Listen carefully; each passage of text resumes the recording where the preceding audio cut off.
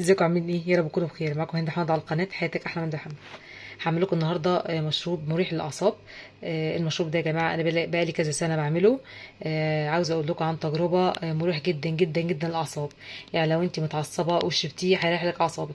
لو انت تعبانه ومش قادره تنامي، النوم اللي انت بتناميه بالليل هتشربيه ان شاء الله هيخليكي تنامي كويس.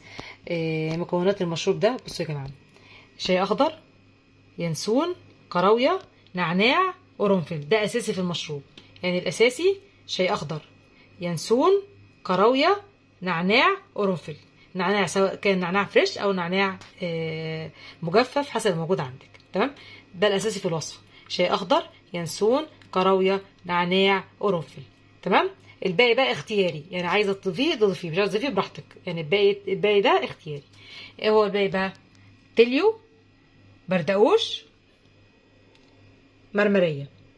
تاني: الاختياري تليو، بردقوش، مرمرية. يبقى اساسي في الوصفة شاي اخضر، ينسون، كراوية، نعناع، قرنفل سواء كان نعناع فريش او نعناع مجفف حسب المتواجد عندك. والاختياري تليو، بردقوش، مرمرية. اول حاجة معانا كوباية اهو. يستحسن يا جماعة الكوباية تكون كبيرة. هنحط الشاي الاخضر،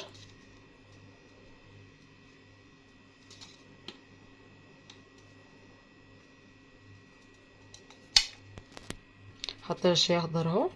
هنحط بقى ايه؟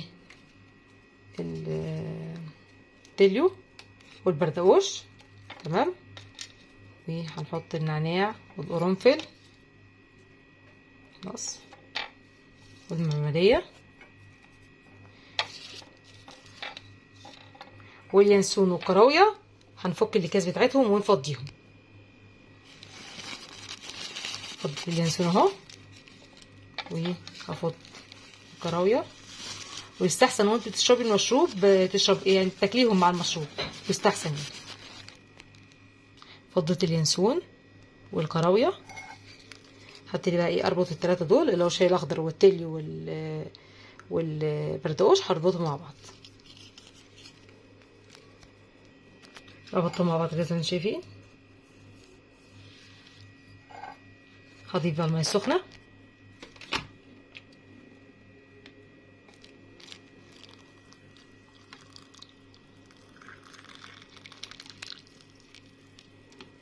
وهنغطيه لمده 5 دقايق. بصوا دي علبه، يعني غطا علبه مثلا، غطا علبه جيلاتي او غطا ستانلس حسب ما متواجد عندك، او الفنجان بتاع القهوه، الطبق بتاع الفنجان بتاع القهوه الموجود عندك. يتغطى بس لمده 5 دقايق، وبعد كده تشربيه وبألف هنا وشفا. لو عجبك المشروب لايك واشترك في القناه، ويا ريت تدعموني بالاشتراك. والسلام عليكم ورحمه الله وبركاته.